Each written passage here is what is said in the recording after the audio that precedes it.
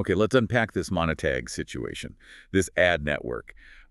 They're really pushing themselves as the true AdSense alternative. Mm. You hear these stories, someone made $150 fast, that kind of hype. Right. And our job today is to dig into that. We've got publisher accounts, reviews, the whole lot. We need to figure out pretty quickly if this is something, viable for you to actually make money with, or if it's just a traffic trap, as some call it. Hmm. And it's not like they just popped up yesterday, right? Exactly. This is Propeller Ads rebranded. They've been operating since 2011, so there's a history there, a decade plus, that gives it some legitimacy, you'd think. Yeah, some establishment. But we need to look at how they actually operate now. Their structure, payments, reputation, especially with that AdSense alternative angle. Let's start with what they offer, the basics. Publishers get the usual stuff, right? Pop-unders, banners. Yeah, push notifications, smart links, the whole menu. And they dangle this really low $5 minimum payout, plus weekly payments. That sounds amazing, especially for smaller sites. It sounds amazing, like a lifeline, as you said, but, and this is a big but, it slams right into the wall of traffic demographics, that low barrier.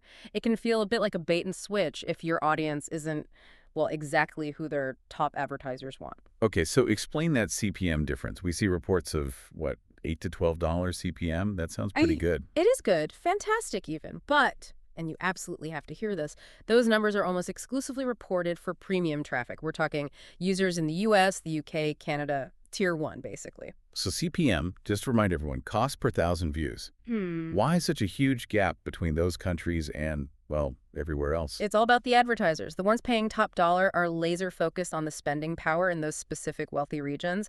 If your traffic is coming from, say, tier 2 or tier 3 countries, the value plummets. We're talking pennies per 1,000 views, literally. It's like pennies.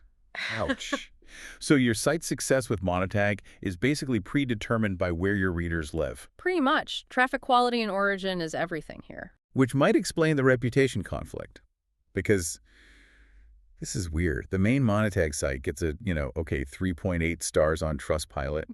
But the publisher side, the place where people actually interact to get paid. Yeah, that one's rough. It drops down to a really stark 2.3 stars. That's not good. Well, it's causing that massive gap. It feels like two totally different companies. It practically is two different experiences. That low rating, it's fueled by some pretty consistent horror stories we found in the sources. And we're not just talking slow payments or tech glitches. No, this is earnings vanishing into thin air. Vanishing. Yeah, disappearing. Support teams apparently ghosting publishers completely.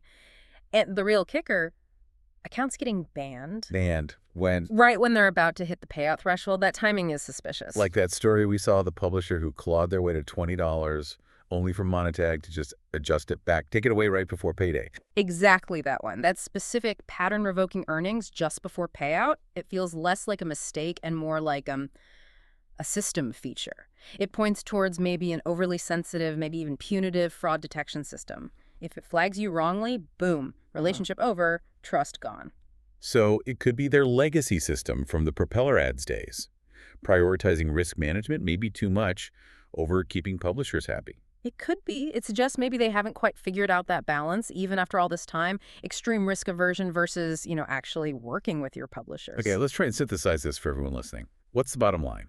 Monetag is real. It's a functioning ad network, and yes, they do pay some people, but the experience is, let's call it, wildly inconsistent.